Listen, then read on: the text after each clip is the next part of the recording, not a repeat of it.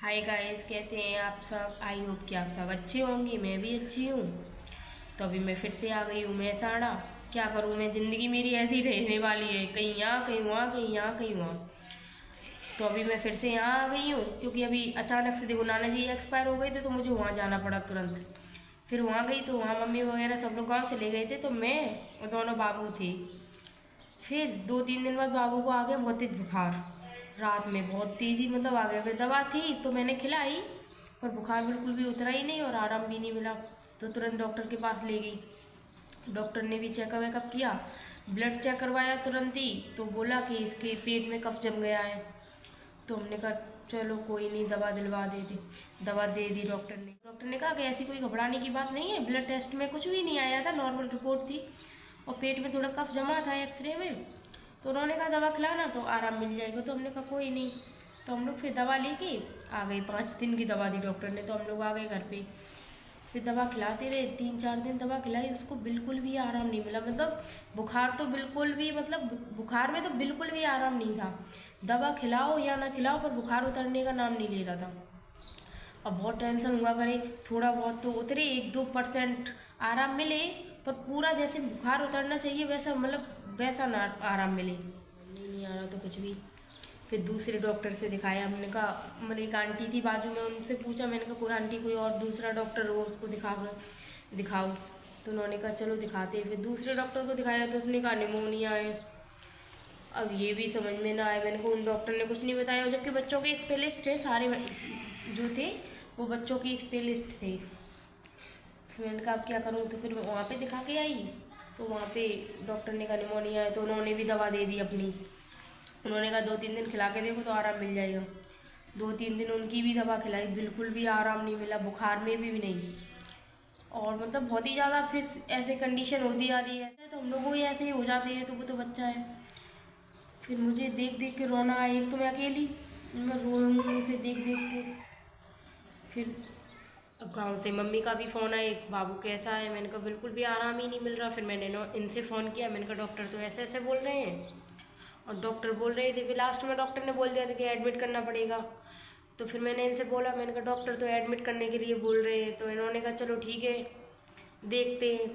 फिर इन्होंने कहा चलो मैं आ रहा हूँ, तो नहीं हो तो मैं अपने साथ ले आऊँगा। तो एक बार जो पहले डॉक्टर को दिखाया था तो उसी को दिखा देंगे। अगर वो बताएगा कि एडमिट करना है तो कर देंगे, नहीं तो देखो दवा देगा तो दवा से फिर सही हो जाएगा तो अच्छी बात है, क्योंकि एडमिट करने में तो बहुत परेशानी हो जाती है उसे। तो मैंने कहा चलो। फिर ये गए यहाँ से, तो तुरंत फिर मुझे दूसरे दिन यहाँ वहाँ से लेके आ गए अंकलेश्वर से। और क्या कहते हैं, फिर यहाँ पे डॉक्टर को दिखाया तुरंत उसी दिन। डॉक्टर को दिखाया तो डॉक्टर ने फिर रिपोर्ट करवाई दूसरी, ब्लड टेस्ट और एक्सरा करवाया। तो एक्सरा में देखा कि फेफड़े में कफ जम गया है, जबकि दवाएं बराबर चल रही थी, फिर भी ये कंडीशन हो गई थी कि फेफड़े में कफ जम गया।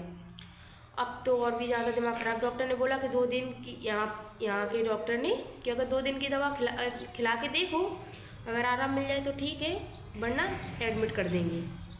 मैंने कहा चलो ठीक है। मैंने कहा अब फिर दवा लेके आए।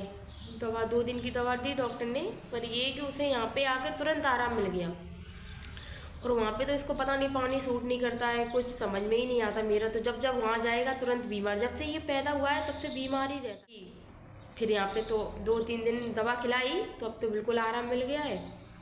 अभी तो सो रहा नहीं है। बच्चों की वजह से, कहते नहीं है बच्चों की वजह से सब कुछ करना। तो ये है कि अब तो आप लोगों की दुआ से अब तो बिल्कुल मेरा बाबू आराम है, अब तो सही है। अब ये पता चल गया है कि वहाँ का उसे पानी सूट नहीं करता है। नहीं, एक एक डॉक्टर से चलो दवा लेते तो हो जाता, 2-3 डॉक्टर से दवा ले ली, बराबर दवा मतलब दे रहे हैं और बिल्कुल भी आराम नहीं मिल रहा, ये तो कोई बात ही नहीं होती है। ये कि अब आराम है, खेलता है, हंसता है, तो खुद को भी मतलब थोड़ा अच्छा लगता है, तो सही है। इसकी वजह से वहाँ पे कोई था नहीं, तो बंसू को भी अपने साथ में लेके आना पड़ा। अभी उसके चाचा रह गए हैं, तो अभी वो ड्यूटी जाते हैं सुबह में, तो वो तो बच्चे का कर नहीं पाते। तो मैं कहा 1 हफ्ते की बात है, अभी बंसू को लेके चलते हैं। तो मम्मी देखो संडे को आ जाएंगी, तो फिर बंसू को वहीं छुड़वा देंगे। बंसू को अभी संडे को छुड़वा देंगे।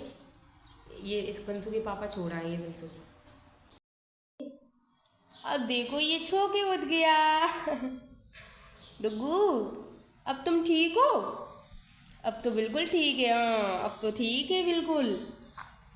जीभ निकाल रहे हो, गंदी बात होती है। ये भी सो रही हैं, देखो इनके बाल। और गाइस यही कहना चाहूँगी आप लोगों से कि प्लीज़ वीडियोस पूरा देखा करें और ज़्यादा से ज़्यादा हमारा सपोर्ट करें। और अगर आप लोगों का सपोर्ट रहा तो आप लोगों को रोज़ ब्लॉग देखने को मिलेगा। बस मेरा बाबू सही रहेगा तो मुझे कुछ भी टेंशन नहीं है, क्योंकि बाबू की तबीयत ख़राब हो जाती है, इस वजह से सब कुछ बेकार हो जाता है, फिर इसकी वजह से कुछ भी समझ नहीं आता तो कुछ भी नहीं करने को मन करता है। और मम्मी में और मम्मी में हाँ, और बाबू भी मेरा ठीक रहा करे, बंसू दोनों बाबू है ना। आज का ब्लॉग हम यही एंड करते हैं। अगर मेरा वीडियो अच्छा लगे तो लाइक शेयर कमेंट करें और चैनल सब्सक्राइब जरूर करें। मिलते हैं अगले ब्लॉग में, तब तक के लिए बाय बाय। बाय।